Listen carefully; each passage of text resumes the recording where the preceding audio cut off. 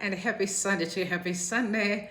It's such a beautiful day. Yo, come through. Let's have a chat. What's up? Thank you so much, guys, for coming through. And I just want to say to you, happy Sunday. And if it's your first time here, please don't forget to subscribe to the channel and make sure that you ring the bell, because every time I'm live, you'll be notified immediately. And to my regulars, I just want to send a shout out to you and also say thank you so much, guys, for always be faithful around here. And trust me, I want to appreciate all your contributions. Remember, we are having a conversation here, so don't feel bad about your submissions. What you can always remember is that you need to be respectful. Nessa, good to see you. Always good to see you, Nessa. What's up with you? Please make sure your submissions are carrying respect. We do not want to sway one another. It's a platform where we engage properly, respectfully, and love. James, good to see you, man. Good afternoon, everybody. I'm so glad to see you all. Let's have a conversation. There's James, Joseph, Anna, good to see you. Mandario, good to see you all. I know some people will say, oh my God, why do we have to be greeting and all? There's a reason. Donald, good to see you and happy Sunday. Sarah, let me just asking you guys to make sure that you like the live as we move along. It's very important. And it's good to see you. Whisper, good to see you. Like the live. Let's put algorithm. Ray, praise, Joyce, Tendai. Oh my gosh. Sampa, Piri, good to see you. I have my sister Tendai, so you should be my sister right there. I'm so glad that you guys are here. Okay, I'm glad. We're gonna have a real conversation right here. And so topics that we are looking at today, we are looking at Mr. Mnangagwa finally breaks his silence about his chairmanship for SADC. And also, furthermore, we're going to be looking at poverty-stricken cops. Makumaprisa, they are refusing to retire because they say, no, we can't. If we retire, what are we going to feed our families? Then moving on as well, we're going to be listening to me sometime, but I try to give us a resume for President Emmerson Mnangagwa. Quite interesting what we're going to be talking about this afternoon. Let's have a look and see what is trending on Twitter. So there is a tweet that is trending right now that was sent out by Killer Zivu. He said, unity or transition government, whatever you want to call it, is on the cards. Cats don't die easily, but they can be conscious for a long time. Soon negotiations are starting, and this will happen somewhere. I didn't say Zimbabwe, but there's nothing bad in copying ideas. So definitely there must be some negotiations coming up. And we know that's one of the reasons why we're having this discussion. This SADC chair for the President Emmerson Mnangagwa is one of the main reasons these negotiations have to take place. Thank you very much. Today I came in though with a cape. You know what I mean? So here, but it's a beautiful Sunday. Obviously, God is so good today. He's really good. So I repeat the message from Killer Zivu. Unity or transition government, whatever you want to call it, is on the cards. Cats don't die easily, but they can be conscious for a long time. Soon negotiations are starting, and this will happen somewhere. I didn't say Zimbabwe, but there's nothing bad in copying ideas. So all he's saying is that there will be definitely some negotiations coming up, and I think the intentions are definitely transitional government. But more will be said as we move along, because there's a lot of information that are actually going to show us what's really going to happen this 2024 as far as our political space or Zimbabwe is concerned. Because the legitimacy for His Excellency has always been an issue. It has been an issue and is still an issue right now. You've heard that there's a guy by the name Mari who actually had to file, a case against the ZEC for the flawed election. So they are saying we are demanding that we have a free, fair, and credible election. Very interesting days ahead. I say to you, there's always going to be something coming up that we need to be sitting down and talk. But very importantly, is you and me, we need to have a conversation. Zimbabwe is a beautiful country. Over the years, there's always been this, rhythm of you don't say anything. You be careful. You are in trouble. But we must be grateful for social media, because now we can get hold of information at the twinkling of an eye. We don't have to wait for ZANU-PF Broadcasting Corporation to say anything, or waiting for Hero to say something. We know that there's always going to be people who are holding a smartphone, taking a video, or who are in the meeting, who wants to see change in the country, that they are willing to give all that information immediately, so that everyone will know where we are standing. Okay, so very interesting. Hunger Knox, guys, breaking hunger, Nzara. Yeah, knocks almost 2.7 million villagers' doors. And these are some of the ills that the president, Emmerson Mnangagwa, cannot run away from. He can't. As a matter of fact, shout out to you, President. He is actually in Nyanga today. I saw him in Nyanga doing some fishing there, resting. And trust me, Nyanga is so beautiful. This is a destination that I'm going to start before I even start anywhere in Zimbabwe. I think I'm actually going to go to Nyanga and Honde Valley. Top class, the beauty. I can't wait to hold my mat there and doing some meditation right there. I just cannot wait. The place is magnificent, absolutely beautiful. And for those that may want to be in that space, I do have a friend of mine. We have good cars in the area. If you want to go there on holiday and also just driving around, please just holler me, then I can link you with my brother there, and feel free to go and then rest with your family. I'm also going to take it as my first destination in Zimbabwe. Absolutely gorgeous. So poverty is a problem that we are dealing with now. The cops as well, Mapurisa as well, poverty-stricken cops refuse to retire. Mapurisa, they are denying that we can't retire because of hunger. If they retire, they have nothing to their names except the salary that they are getting every month. This on its own, another pandemic that is definitely hanging on the shoulder of Mr. Mnangagwa, the president, Emmerson Mnangagwa, that needs to be resolved in the country. So, Newsday sent out a message. The Zimbabwe Republic Police, the ZRP, has reportedly tightened screws on officers who wish to extend their service post-retirement after an unprecedented number of retirement officers applied for extensions. Newsday has learned, sources told this publication, that the majority of police officers who have reached retirement age of 50 years do not want to retire because they have no financial savings or assets to sustain them in retirement. Can you hear? So when we are saying let's fix the country, we are literally saying we are saving you and me. It's not one person, because my police are they have nothing to their name. So when we are talking, let's talk about Zimbabwe and fix it, we are literally saying, together, you and me, we can fix this country. It's not about one person. Let's work together and fix the Zimbabwe that we want. So firstly, we're going to have to hear the resume of His Excellency President Emmerson Mnangagwa. Remember, the chair of SADC is on his shoulders as we speak. So for that reason, there's quite a number of people having discussion. But I pulled this clip from in conversation with Trevor, where Mtambara had some talks with Trevor. And this is what he had to say about the President Emmerson Mnangagwa. I want you guys to take a listen very, very clearly. It's very sad. The rural masses are always the ones who suffer the most. But anyway, I'm sure there's going to be divine intervention very soon. So let's take a listen to the resume of President Emmerson Mnangagwa. You know, I've lifted my hands a number of times to say, I'm not apologizing for having supported Mnangagwa, because I believed at that particular time that you could have changed. Were you yourself maybe also hoodwinked?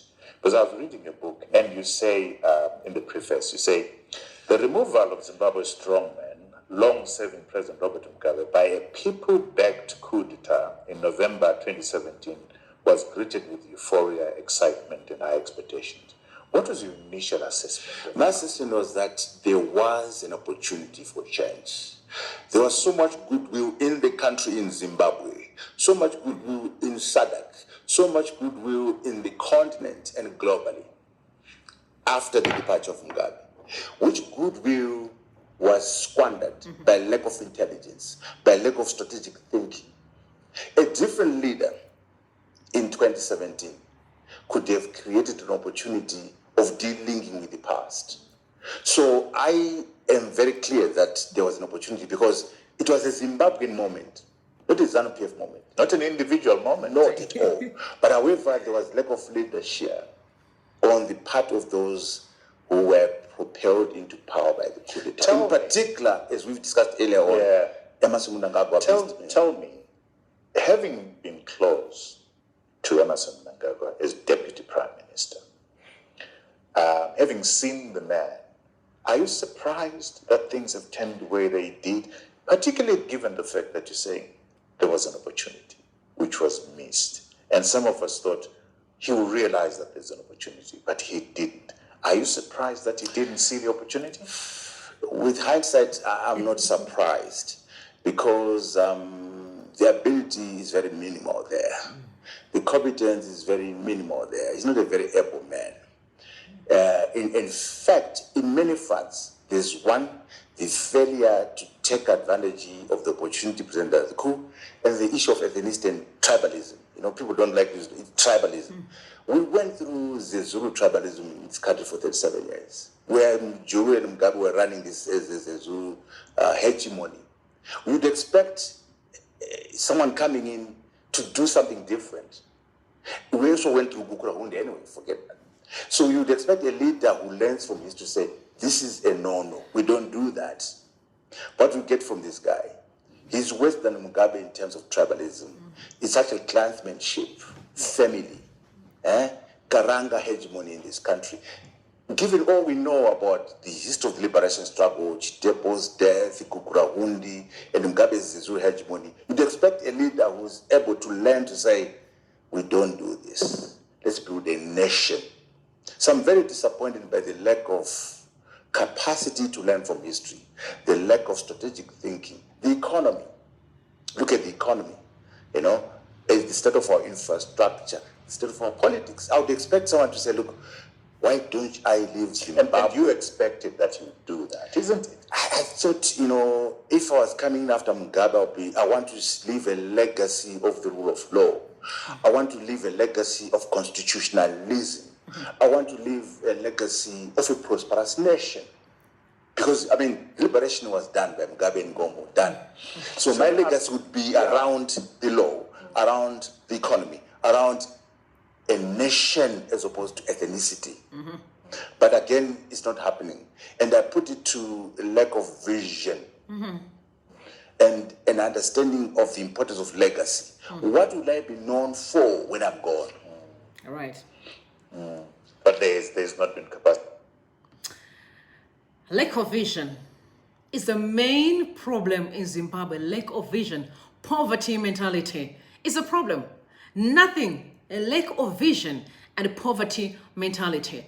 Because honestly, everyone should know that if we build a very strong structure in the country, we can build a strong legacy for everyone. Strong legacy. I mean, ZANU-PF, honestly, they're sinking like daily. The question we need to ask is what will be their legacy in the country? Definitely zero. Definitely zero. Because, you know, they moved from bad to worse. You can see the way they speak on social media. You look at the person like Joe Charamba, who is such a horrible mouthpiece for the party. Not talk about the party, talk about the Zimbabwe in general, because he speaks on behalf of the nation. Joe Charamba is the secretary in the president's office. He is not a secretary in ZANU-PF, in the president, which means he speaks on behalf of Zimbabwe. Look at Nick Mangwana, the way they push propaganda on social media. And on its own, what kind of a legacy is that? What kind of a legacy? I mean, it's embarrassing that we're all sitting right now talking about SADC. What a failed legacy that we can't sit around the table without getting to look for external interference. I mean, there are so many countries in SADC, they may not be perfect, but yeah, they can resolve their things inside the country around the table. But we're failing to do such a basic thing. To sit around the table and have a conversation.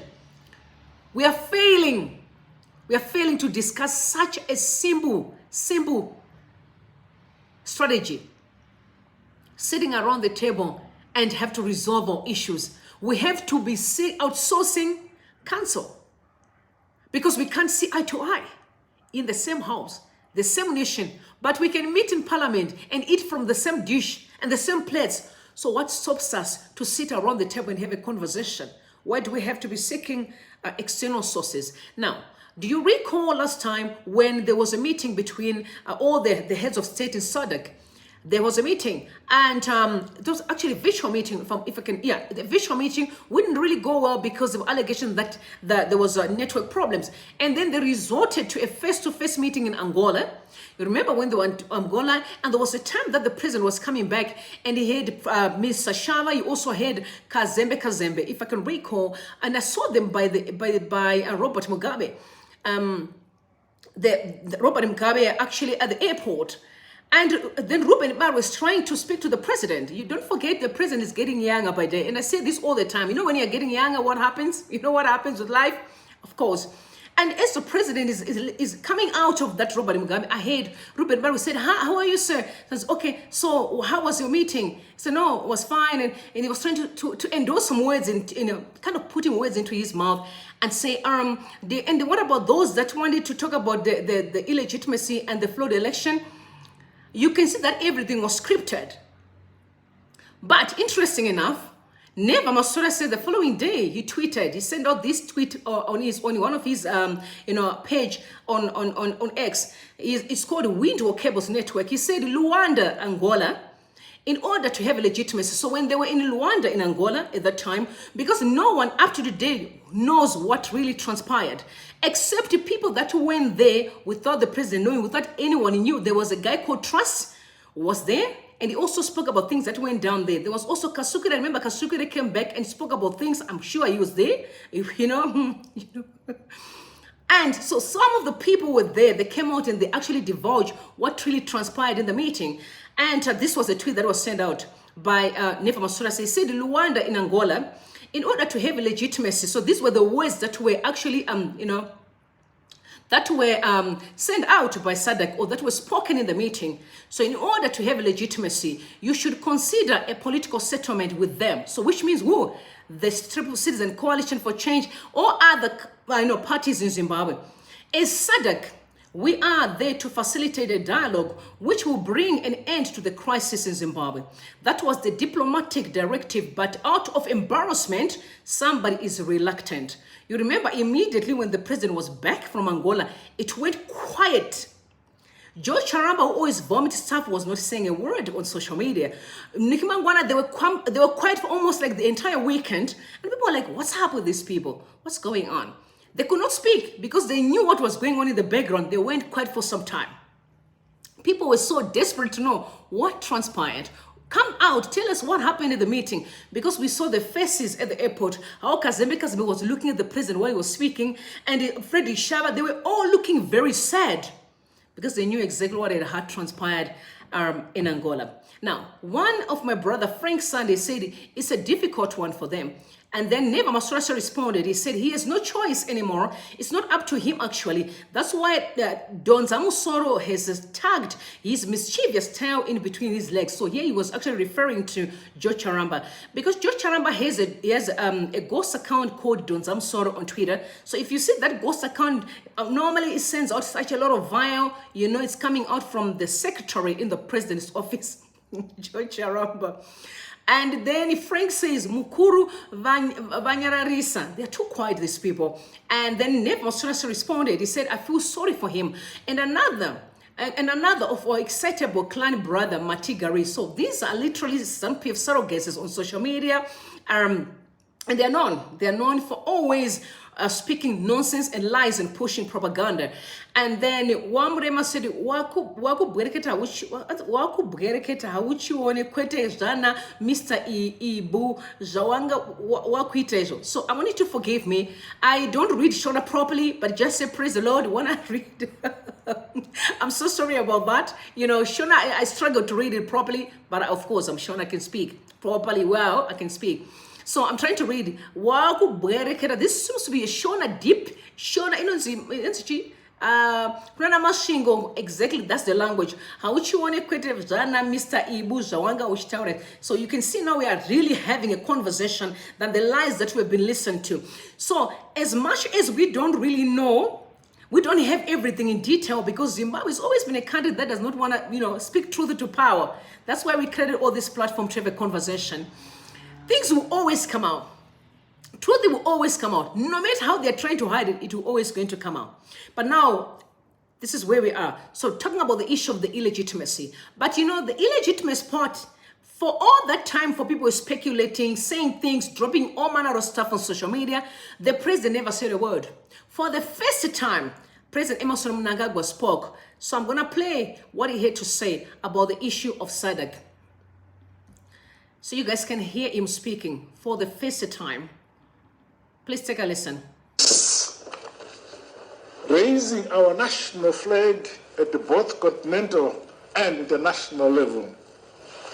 My fellow Zimbabweans, on the diplomatic front, the election of Zimbabwe as incoming chair of the Southern African Development Community is both a recognition and honor to the nation as a founding member of the organization. Meanwhile, I extend my gratitude for the confidence that the people of Zimbabwe expressed in me as the president and in the Revolutionary Mass Party, ZANU-PF, in the harmonized general elections held in August 2023. Furthermore, I'm grateful to our churches and you all for the peace, unity, love, and harmony before, during, and after the election period. Indeed, we are a mature constitutional democracy.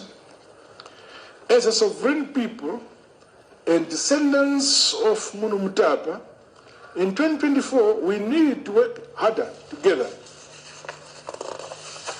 in unity for the prosperity of our nation.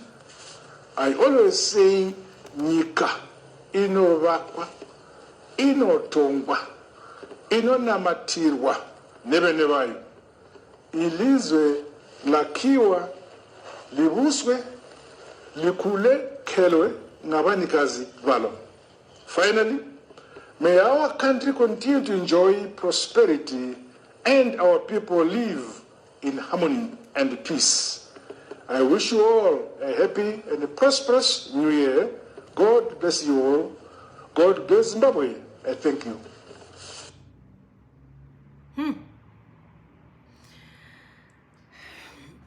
All right, so you heard the president speaking about SADC. So he's he's literally said there was a free and fair election in the country. Again, the illegitimacy is haunting ZANU-PF, whether they like it or not. On the 31st of December, something happened so extraordinary that I have never seen happening. Do you know Kudata Gwire had, the 7th day had an overnight church on the 31st of December? Kudata Gwire was there as a pastor. When I look at that issue and some of the things that he said about the president, Emmerson Mnangagwa, but something very unique that I have never seen. I don't know if you people have ever seen that in Zimbabwe. I've been in the church all my life. Yeah. I've been in the church all my life. Something very unique happened. The president, Emmerson Mnangagwa, spoke on the 31st via a satellite. His wife, Auxilia Mnangagwa, spoke via the satellite. The police commissioner, the police actually, Godwin Matanga, hey, he sends out his proxy to speak on his behalf. The army as well, which was Smanda, Army General Smanda, spoke on behalf of the army. That I have never seen. And we are talking about a church congregation, which means this is the 7th day church.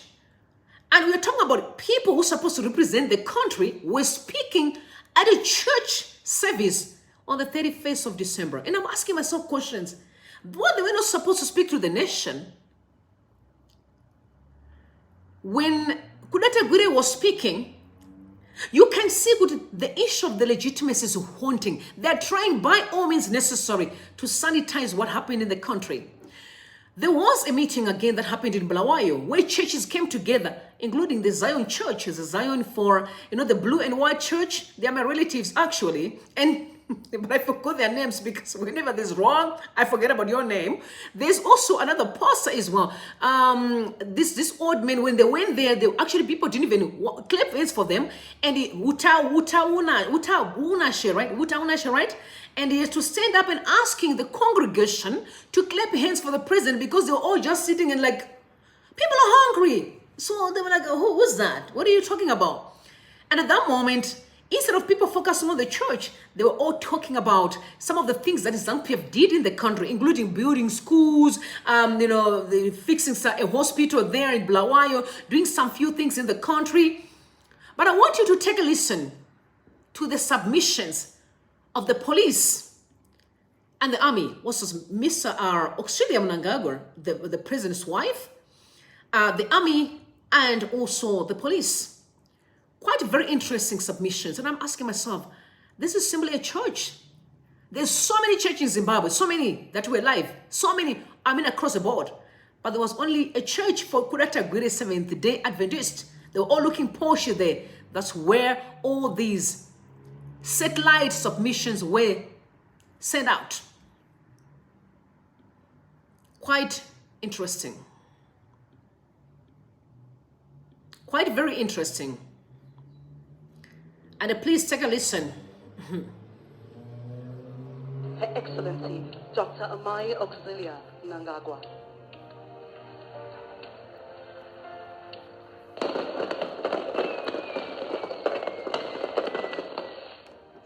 This year, as we celebrate the dawn of the year 2024, all of us together, full of joy and hope for the good tidings the new year is bringing, we want to recognize one of the pillars of the Adventist home, the woman. I wish to applaud all the women in the Seventh-day Adventist Church, powerful women known as doctors, for the great humanitarian work they do in our beautiful country of Zimbabwe. As a nation, we appreciate your hospital visits, cleaning campaigns, feeding schemes, support to orphanages, and your unwavering collaboration with the Angel of Hope Foundation. Tonight, as a woman, mother, and the First Lady of Zimbabwe, I wish all the women in the Seventh-day Adventist Church a happy and prosperous new year. May peace, trust, and love reign in your homes and everywhere where we take actions together for the common good. Happy New Year. A round of applause.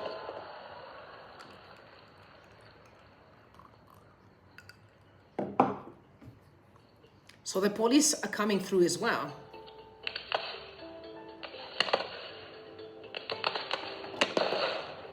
Ladies and gentlemen, we shall proceed to take this moment to listen to the Commander of the Defense Forces, Dr. Army. Philip Valerio Zibanda.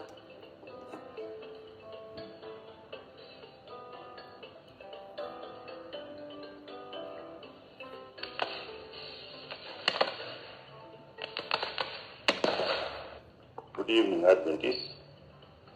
In my journey as a soldier dedicated to upholding the defense and security interests of our country, I have learned invaluable lessons about the essence of peace and its deep connection with unity, faith, and spirituality.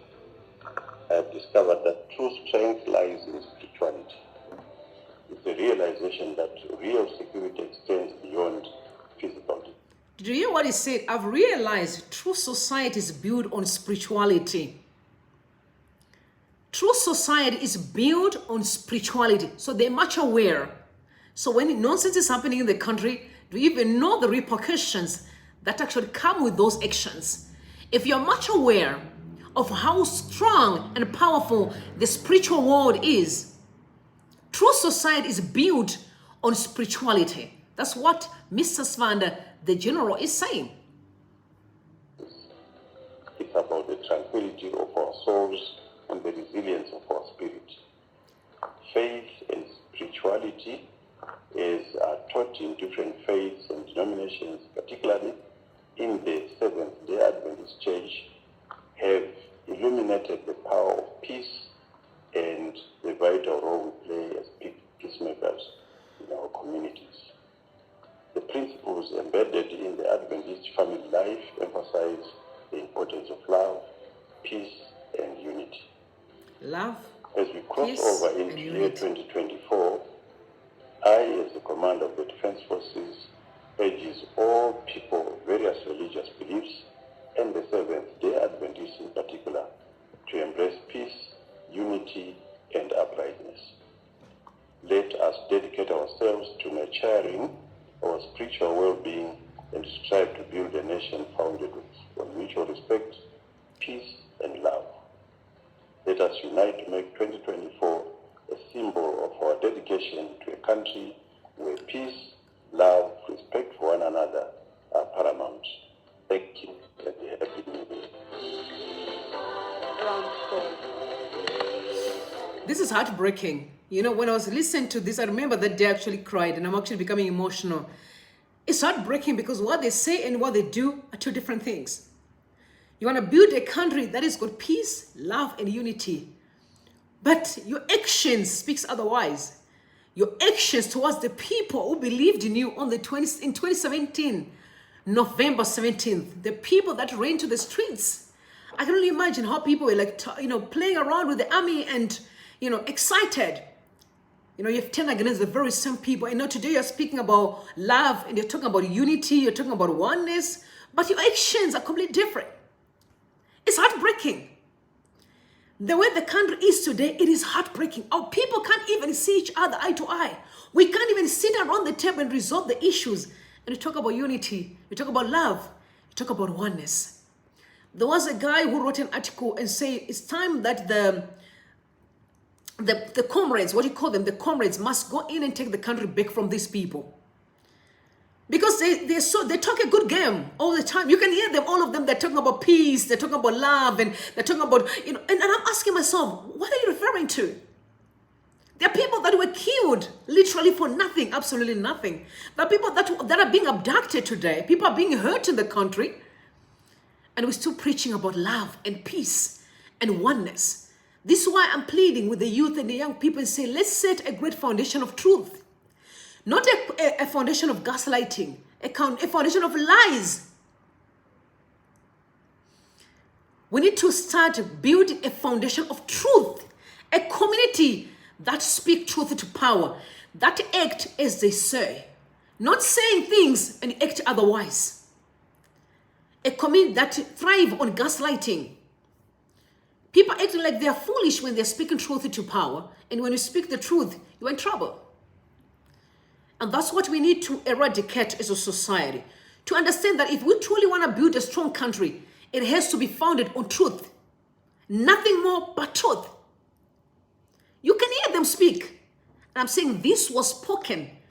And Seventh-day Adventists, most people didn't even hear these war things. Most people didn't hear because so many churches were open. And then I was expecting them to speak to the entire country, not to the Seventh-day Adventists, to the entire country. The time the president was giving a state of address for the year, I was expecting the army, I was expecting so that we can always hold them to account in terms of what they say and their actions. And the police as well. The police spoke. And you're going to take a listen to what the police had to say.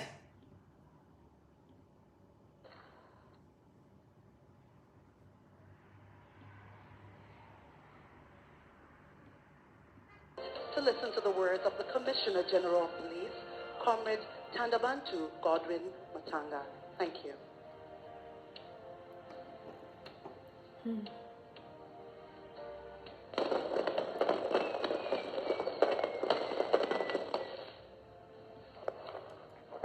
Good evening, all of us here. My name is Reverend Assistant Commissioner Dr. Joyce Jeremiah. I am... Did you hear that? He's a reverend, doctor, I don't know, commissioner. He's got so many names. He's a reverend. Do you know what that means? A leader of the church. The Chaplain General in the Zimbabwe Republic Police. I am here representing the Commissioner General of Police, Comrade Tandabantu Godwin Matanga, who could not be available in person due to other work commitments. I am going to read the Commissioner General of Police message. As we stand at the door of a new 2024, as the Commissioner General of Police, I extend my profound gratitude to the Adventist community for their invaluable psychological support services. Your commitment to moral teachings from Scripture has not only uplifted our spirits, but has also been instrumental in curbing crime across our nation. All right, so the church Adventists, that's for Tukudata Gure. And by the way, if you are Seventh-day Adventist, I have nothing against you. I'm talking about this meeting here Kurata Gure was the one who was all over the place, and you know Kurata Gure is known for always be part and parcel of most of the crimes that are being, you know, done in Zimbabwe, especially on financial illicit flows. Remember the issue of Cendric report, where he was also implicated, again being connected to the president. And I'm talking about the documents that are out there that are known. A Cendric report that was done by South Africa, that they found out that he was part and parcel of those illicit financial flows. So because he said also he was sick, he said he was sick and people were praying for him and all manner of things that he was talking about. We'll cover that issue a little bit later. But what I want to talk about is that they were focusing on the Adventists because they're saying this guy is doing such a lot of work in the country. Kurata Gure is doing a lot of work, a lot of charity work. He's working so hard and working. That's why the police are speaking and the army are speaking. And you also had the president's wife speaking, and you had the president as well spoke at the very same night. But I was trying to get hold of his speech, which I did not manage to get hold of. I think every time when they release this stuff, they do cut the speech for the president. But the president did speak. So go ahead and listen to what he says. Your efforts resonate well with our mission of creating a safer society. Oh, wow. Today, we face a significant challenge of the rising tide of drug and substance abuse that has threatened the fabric of our communities and the future of our youth. In this critical fight, I urge the Adventist community to harness its tried and tested resources like the New Start program. The holistic approach to drug rehabilitation aligns perfectly with our goal on health and rehabilitating individuals affected by this scourge. Together, let's continue to build a nation that stands strong on the pillars of morality. You know, if I've ever been disappointed, today I was thinking I'm disappointed with the church. I know it's not all the churches, but I think in Zimbabwe right now, I'm disappointed with the church. You know, like I said, I know it's not all churches. I know it's not all men of God, but what we see on social media is an indication that something is wrong in the church. Because if a person is known for doing all the wrong things and that person gets worshipped, something's wrong there. Something is wrong. You know, because someone has got an upper hand, even though they are doing wrong things, they have to be worshipped. I guess it's maybe our culture. I don't know what it is, but something is wrong. Something is very, very wrong. There is an issue of demonstration that is also right now is all over the place, where most of newspapers are writing that Citizen Coalition for Change is planning a demonstration, and the police are making it very clear. They send out a statement, but to me it was a threat. I've never seen a statement that is being sent by the police that if you just hear you talking about demonstrations, you're definitely in trouble. But this is the country they're talking about love, unity, and oneness. I said they say something different, and their actions are completely different. And that's where people begin to ask you questions. What are you referring to? Because if you're talking about unity, if you're talking about oneness, if you're talking about, how are we going to be one if we can't even respect our own constitution? Because it allows people to actually demonstrate. So the government panics over CCC protests. All these are just speculations, because I've never heard CCC say that they're going to demonstrate. So they're saying this is sent out by Newsday. The police and other security agents have been put on high alert across Zimbabwe ahead of expected opposition Citizen Coalition for Change protests against President Emmerson Mnangagwa's election victory in August last year.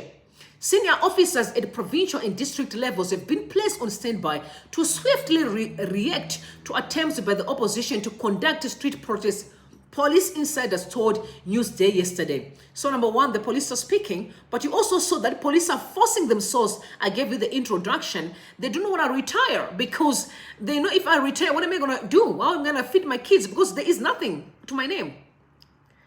How am I going to retire? So somebody's talking about power dynamics. I get that, David. That's what I'm saying. It's saying something else and then act differently. The danger now is not what's happening at play. The danger is it is setting a precedence that is actually very, very faulty for the next generation.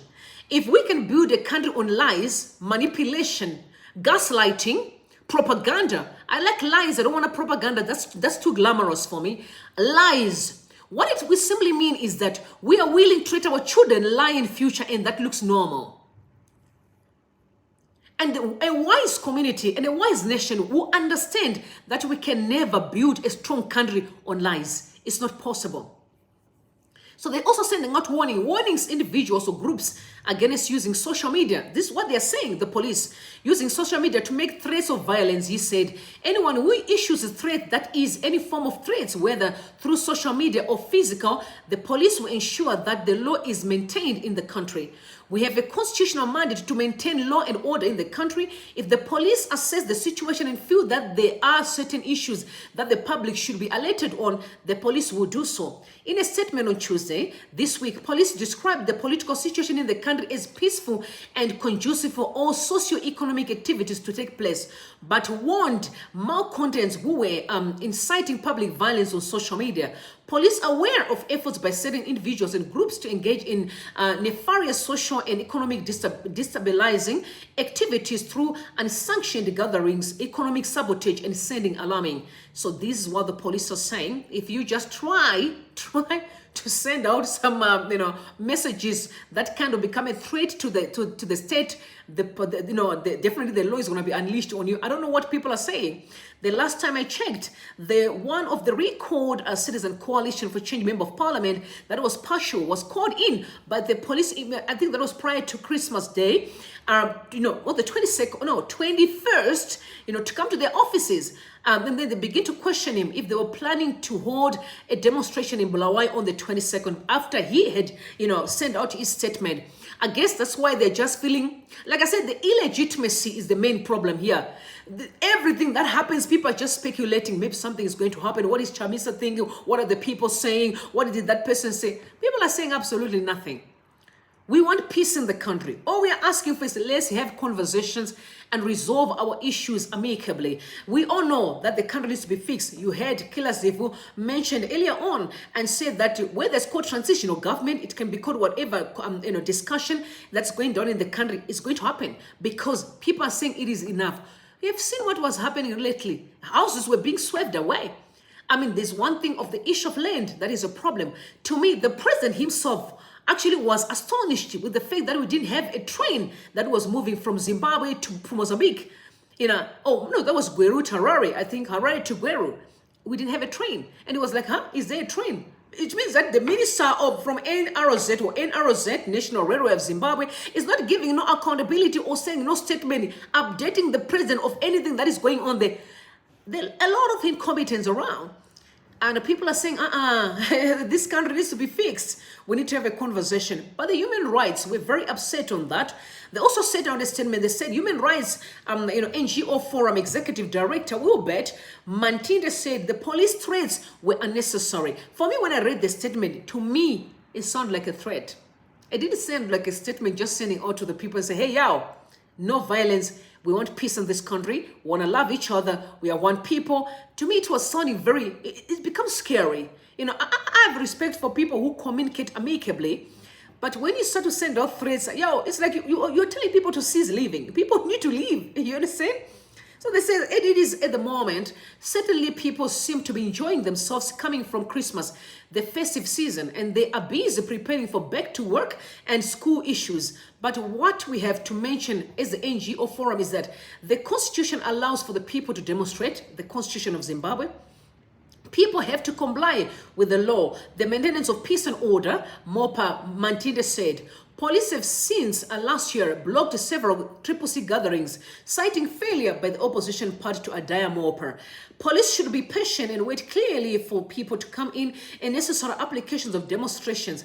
And it is our hope that once such applications are made, police will react favorably by granting permission for such demonstrations, Mantinde said. CCC has accused the ZANU-PF-led government of violating the public's constitutional rights by banning political gatherings. CCC spokesperson spokesperson Gift Masiza told Newsday in an interview yesterday that the party is planning to hold grassroots meetings across the country. We are rolling out our grassroots. So again, people are speculating that they kind of knowing that there will be definitely transitional government, which will lead to a free and fair election. You've seen how Chamisa is not stopping. He's keeping on going on with he's not stopping. He carries on with ease or, well, I mean, campaigns, I'm so sorry, but all I'm saying is he does not care of what you guys are saying. People are saying a lot, but Chamisa is focusing on the ball. The Songezo Savangu saga. This is why I have so much respect for Nelson Chamisa. Nelson Chamisa doesn't care about what you're saying, what you're doing, what you're alleging. He does not care. He focuses on the mark of the high calling. There must be a change of culture in the country. It may not be political. Guys, we need change of culture. We need to stop being a selfish community and be a loving community. Last night I was listening to a small little thing on social media. That was Twitter, actually. They were talking about the issue of diaspora people moving back to Zimbabwe. And the way most people were speaking, I was speaking that said, I was like, snap. People are so selfish. Some were talking about, I'm going to be flying for medication from Zimbabwe to South Africa. I've got the money to fly to go to Botswana. Somebody says, we're building a very nice in Montoro. And I'm sitting on the other end. I'm like, these people are so selfish. They are not looking at the bigger picture of resolving our issues in the country. They're focusing on what they can do for themselves. We're becoming a selfish people as a people of Zimbabwe. And it is sad. It is really sad. We need to stop and begin to look at our situation from a bigger picture. How can we resolve our issues in the country? Than to say, as long as me and my family, we are good. You're talking about, I can go to South Africa for treatment. What about your neighbor? They must die. The whole city must die because you have get few rands, few dollars, or few whatever pounds, and you're back in Zimbabwe and you can afford to fly to wherever you want. Someone was talking about, I've got a relative of mine who's owning a hospital. And I'm sitting on the other end, I'm like, people are so selfish. What if God can send the rain and just whip all the nonsense out? Don't be so limited. We need a solution that's going to benefit every Zimbabwean. We don't want to be a selfish community. I think that's a problem of us as a Zimbabwean people. Now, me, while I'm having a field day, I listened to a strong, powerful submission by Trevor Noah that I want you guys to take a listen to. He was talking, it was like literally for the billionaires having a meeting. And they're talking about how Africa talks about all this democracy. But that democracy is not benefiting, an ordinary person. What is democracy? Look what happened in Congo. That very same man that has failed dismally claims that he won with 73%. With the genocide that's going down in Congo. A lie. But that's what they do. They rig election and they turn around, they said we have won. Keep people at ransom in poverty. But let's take a listen to what Trevor Noah has to say. Very, very powerful submissions right there. Very powerful submissions that I want you guys to take a listen to. The next now, what will the next now be ahead of time? So the pandemic, the warning signs were there and then we didn't listen to them. The same goes for what's happening now in the world, You look at what's happening in Ukraine and how the world is supporting Ukraine, everything they're doing. It's valiant and it's wonderful. But then I often say to the world, why not have that same impetus and that same power and energy when you're helping developing nations? Because though it's not an immediate war, it's not an immediate crisis, it is a tidal wave that will affect the entire planet. If you have a continent like Africa, that is the youngest and fastest growing continent on the planet. Everyone gets excited by that. Oh, economic growth, this is fantastic, this is wonderful. Yeah, but if the people can't access it, you're going to have an entire continent of young people who have no access to an economy, no access to growth, no access to money, no access to a future. And then what happens? We've seen time and time again what happens. They slip into some sort of extremism, and then people will say, well, let's get money to fight the extremism, let's send the jets, let's send the missiles. Yeah, but why not spend the money now on a missile of compassion that gets the people out of that? You get what I'm saying? Can I build on this? Because I think you're completely right.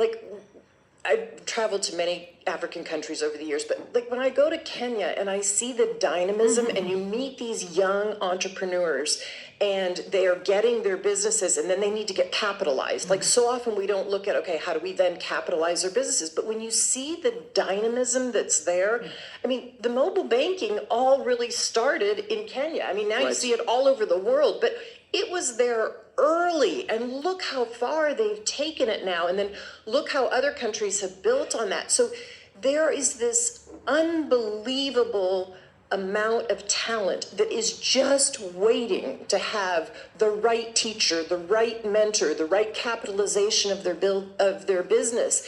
And I think back to, like, on my education, somebody asked me this morning, like, who was the most influential person in your life?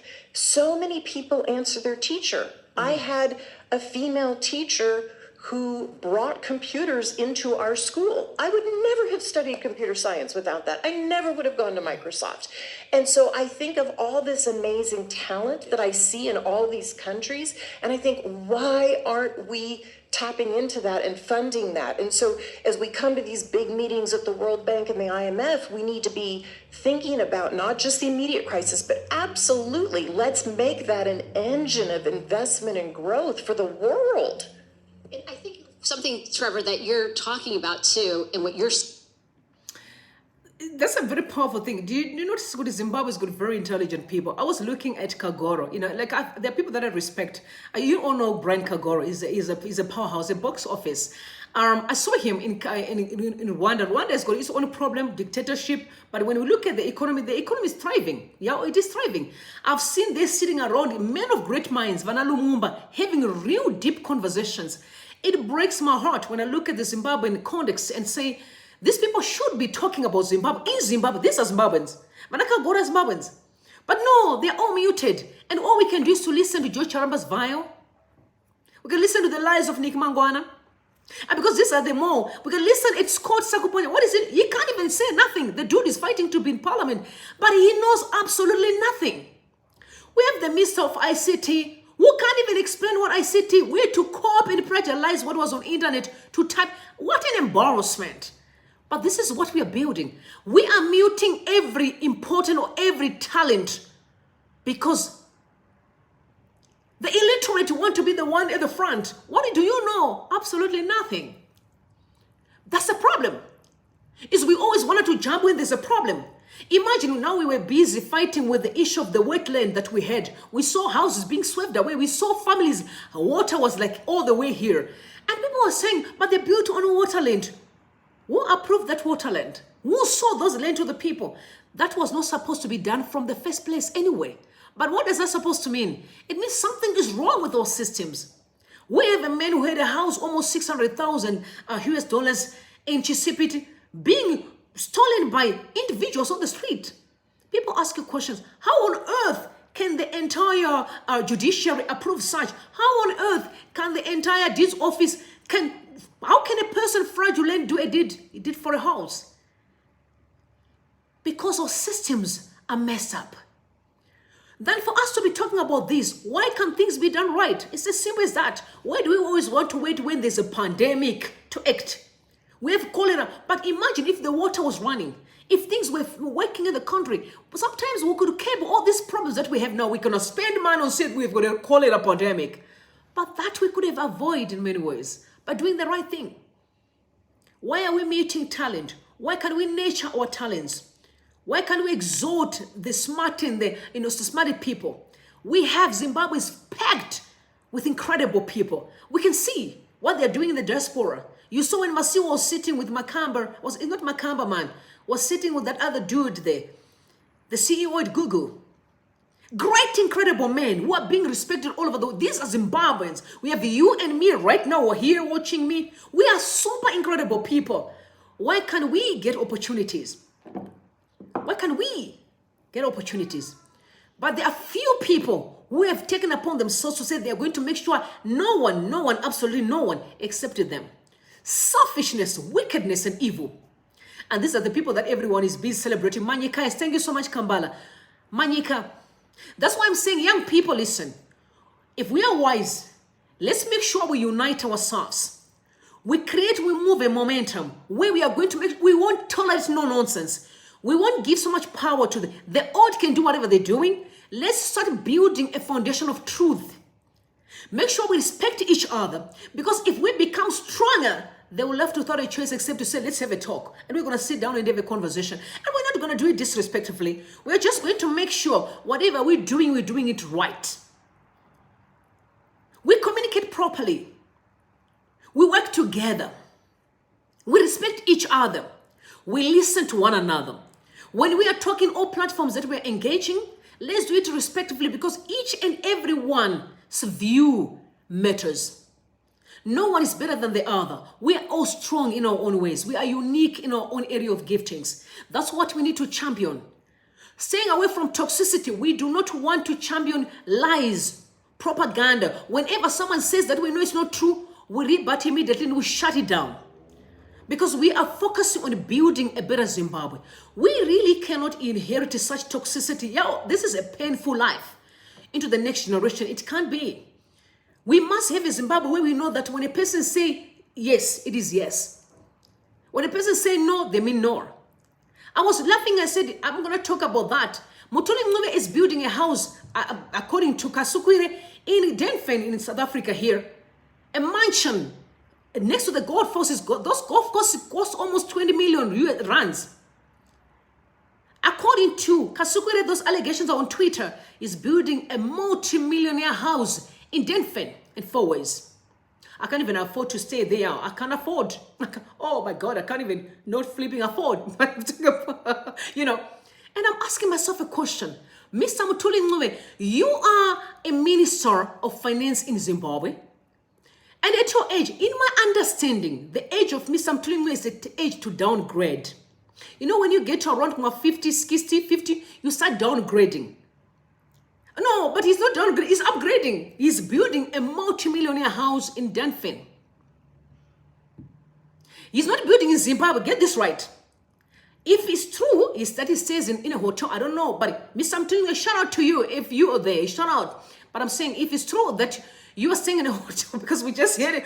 I don't understand the things of Zimbabwe, we're just hearing things. If it's true, you are staying in a hotel and you are building a house in South Africa, not in your country, Zimbabwe, what is that supposed to tell you? They don't even believe in their own economy that they are busy preaching to you. They don't believe in it. They're actually running away from the very same economy. Like, I'm asking myself, I'm like, what the hell? What the hell, sir? Building in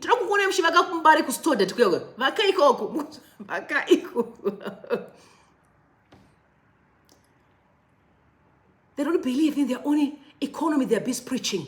He's running away from the same economy. Because honestly, a person can't build a multi-millionaire house as an investment.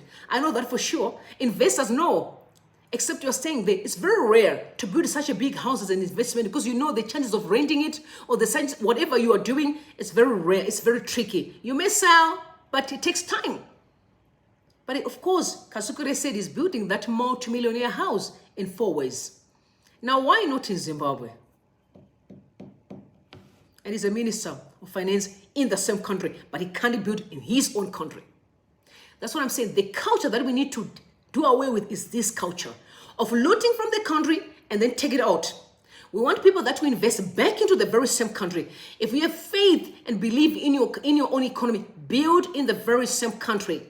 South Africans, most of them, they invest back in the same country because they believe and trust their own economy. How can a top official take the money and go and take it out of the country? That's why the country is going down. They stuff money in Europe, stuff money in Dubai. Well, they don't even say, but the country is dilapidated. Roads are messed up, but the other people in Dubai enjoying the money. Unbelievable. The culture that we need to do away with. We'll build a strong family for next generations, that everyone will invest in the same country. Zimbabwe have got a lot of land all over the place. Land is Jawimu Zimbabwe. It is Mnangagwa, people who invest back into the very same country. This is the Zimbabwe that we are busy championing in. A Zimbabwe of love, a Zimbabwe of unity, a Zimbabwe where we invest back in the country, not to believe in other countries. I've seen a family that was enjoying Zimbabwe. Zimbabwe is beautiful, man. And whenever I see those pictures, my heart bleeds.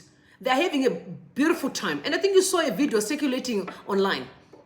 And it breaks my heart. Because it was one of my brother, a guy who said, he said in a, is it sexual? Where he said sexual, sorry. And he said in that country he was given, as much as was a refugee, they were given ID cards. But the ruin that country is, you can actually travel to any holiday destination and enjoy it for free. It was a Zimbabwean guy narrating his story on Twitter.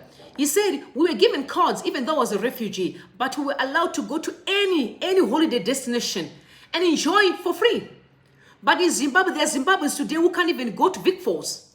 Zimbabweans who can't even go to Nyanga. Some people don't even know Great Zimbabwe because they can't afford.